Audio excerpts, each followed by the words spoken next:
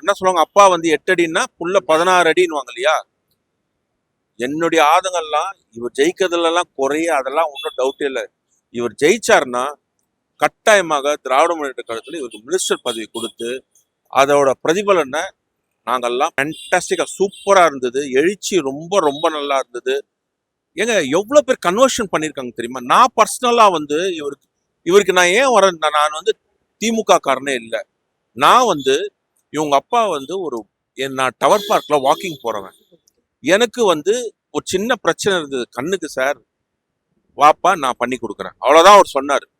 அதை பண்ணி அவருக்கு நன்றி கடனா நம்ம பண்ணணும்னா எலெக்ஷன் டைம்ல நீ வாப்பா கூட வந்து போப்பா அப்படின்னு தான் சொன்னார். நான் நினைச்சேன் இவங்க அண்ணாநகர்ல தான் நிற்பாங்க, அண்ணாநகர்ல நிற்கும் போது நம்ம கூட ஹெல்ப் பண்ணலான்னு பார்த்தா இவர் வில்லிவாக்கத்தில் நிற்கிறதுனால டெய்லி காலையில இந்த கடைசி ஒரு 11 நாள் 10 நாள் அண்ணன் இவர் இருக்கார் இல்லையா, இவர் கட்சி ஆளு.